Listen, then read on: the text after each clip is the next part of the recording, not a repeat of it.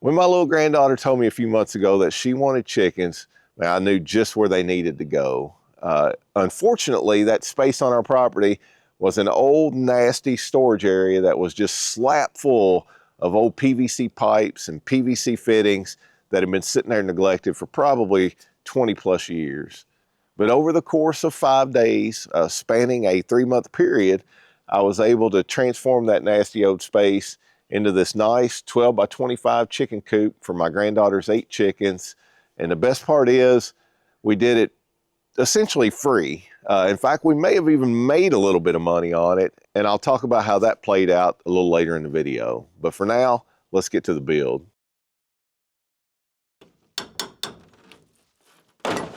Well, this project actually kicked off back on New Year's Day, long before we'd picked up any chicks for my granddaughter. I was battling a sinus infection at the time, but man, it was just such a beautiful first day of the year that I decided to start with some cleanup on the outside of this old PVC storage area. Now, the first thing I needed to do was get all this old green fiberglass siding off the front and all down the side of what would be the chicken run. But to do that, there was some other cleanup to do along the way, including an old telephone pole and plenty of PVC pieces laying around.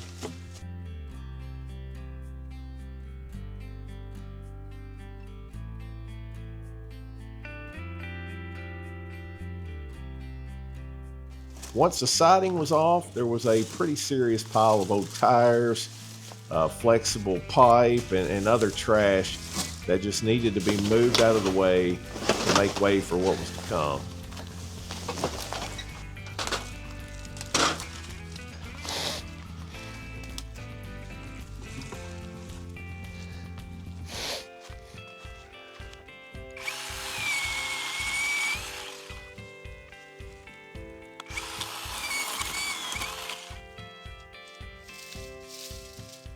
Well, it's been over 2 months since I worked on the coop, and I now have 8 5-week-old chicks in the brooder box and a hard deadline of 2 weeks to get this coop put together, at least enough to where I can get them moved in.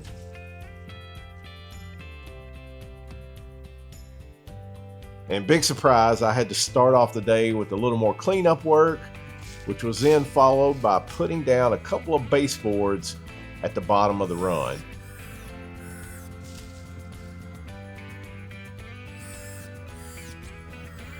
Once that was done, I turned my attention to getting as much of the run fenced in as possible. Now, I started with the long side of the run, installing hardware cloth on the bottom 32 inches, which left about 16 inches of that hardware cloth to cover the ground in front of the coop, just to keep predators from digging under those newly installed baseboards. The top section of the run got chicken wire because, well, for one, it's considerably cheaper than the hardware cloth, and it should work fine on keeping out any potential predators above that 32-inch mark. All right, guys, well, it's another beautiful Saturday morning here. It's been a little while since I got to work on this, but we're coming down to the wire now. I really need to get these chicks in their permanent coop by next weekend, so we got a lot to try to knock out today. We got the one long side here fenced last Saturday, I think it was. I got to figure out my screen door. I got to figure out our nest boxes and the coop part of it, which I think will be on this side. The far side wall right now has tin on it. I want to pull that tin off and go with regular fencing there because that blocks a lot of evening light, and I don't want it to be overly dark in that coop. So we got a lot to get done today, guys. Let's get to it. Now, day 3 was the busiest day of the build, putting in a full 8 hours on a Saturday. And I started by cleaning out the interior of the run, tearing apart that monstrosity of a PVC fitting rack so I could get it all out. And that turned into a job in itself with all the wood and the metal conduit and chicken wire holding that thing together. I finally had to break out the Sawzall and just cut it into pieces to get that thing out. Then I cleaned up the remaining mess of small PVC fittings and trash and raked the ground to get it all ready for the sand that I was going to use as a substrate.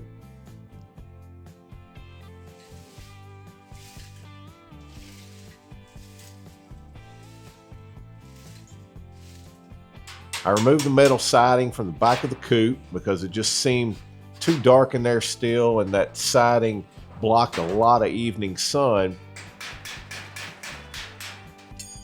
And then I took advantage of having that siding off to go ahead and move in a few loads of sand with my father-in-law's tractor. Rake it out smooth across the run.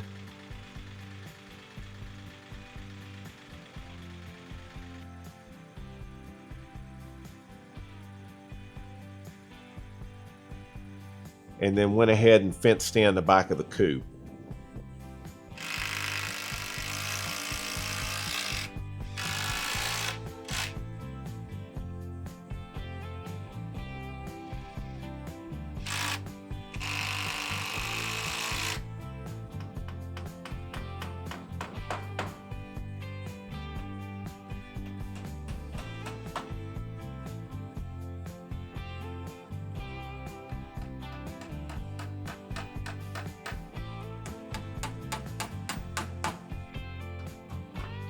Now it was on to the old front of the coop, where I used an old wood screen door that I found amongst all the other junk in my shop, and used that as the door for my run. I got it framed in, and then I ran some hardware cloth along the bottom of that front area, just like I had on the sides and the back. And at that point, I was pretty much wore out and ready to call it a day. I was down to 1 week now to get this thing wrapped up. Now, day 4 was a pretty short evening of work, and unfortunately one that I didn't get a lot of footage of, but it was an important one. I finally had to make a decision on where the coop was going to go, and we built out the base of the coop using mostly scrap lumber that I had on hand. I also spent time filling in all the gaps around the eaves of the coop to keep any potential predators out. Man, the last thing I wanted to do was to have to tell my little granddaughter that something got in the coop and ate all her chickens.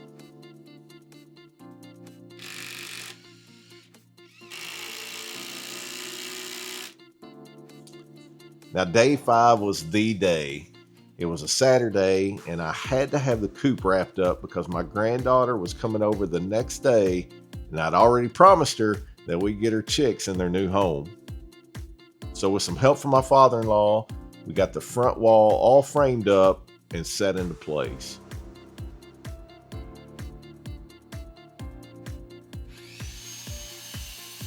Then we put up some 7/16" particle board for the siding, making sure we left a hole as the entrance to the coop for the chicks to get in. Then it was onto the side of the coop, where I framed it out for a big single clean-out door that would swing up towards the roof of the coop.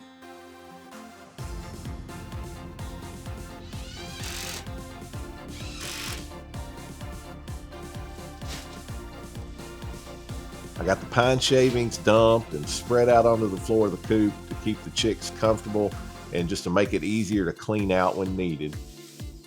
Then I installed the portable 3-tier roost bars that I built from scrap deck boards and 2x4s that I had on hand, and that way I could pull that thing out whenever I needed to clean out their shavings. Then it was time to install this beast of a swing out door that I had built from particle board and scrap 1x material that I had in the shop. I got the hinges installed, added a handle and some latches, and this thing was ready to go. The last step was installing the ramp for the chicks to be able to enter the coop. And while I wouldn't call it completely done, this chicken coop was far enough along now that we could put it into use.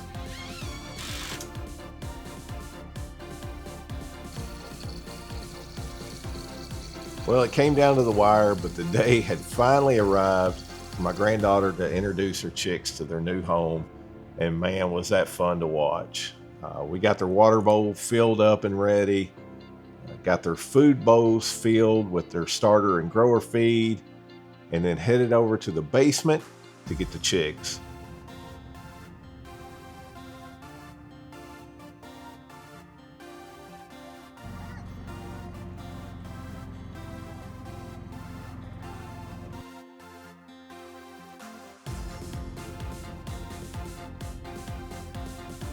And seeing my granddaughter's excitement when we turned those chickens loose in the new run made all that work worthwhile.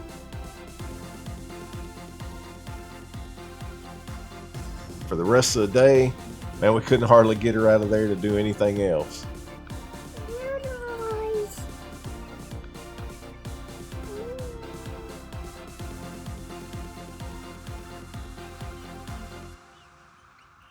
Well, guys, that right there is what it's all about. My little granddaughter loves her chickens, loves her new chicken coop, and the chickens have taken to it pretty well too. They've really adjusted to their new, much larger housing, and that's been fun to watch. But we still got a lot more work to do on this thing. I got nest boxes to build out still. We're going to trim this thing out, paint a lot of it, just make it look a lot nicer here on this little corner of the property. And it's just, again, one small piece of a much bigger vision that we have for our 26 acres. Now, I mentioned at the beginning of the video that we were able to build this essentially for free, and that's true. And the way we were able to do that is, if you remember back to what this thing looked like when we started, it was absolutely full of old PVC pipe and PVC fittings. And I threw that stuff up on Facebook Marketplace, found a local plumber that could use it. And so he came out, took a look at it, and bought it all. And I was able to put that money back into the coop here and didn't have to spend any money out of pocket. May have even had a little bit left over in the end, but that worked out perfectly. And we were able to transform this space into the nice 12 by 25 chicken coop that we have here today. Again, this is just one small piece of the overall vision for our property. And I recently shared a video that shared that vision. And if you missed that, I'll put a link up into the one of the corners here where you can check that out. But I hope you'll join us for the rest of the journey. We got a lot more work to be done here on our little 26 acres. We're going to be sharing every step along the way, and I hope you'll join us for that. But until then, I'll see you on the next video.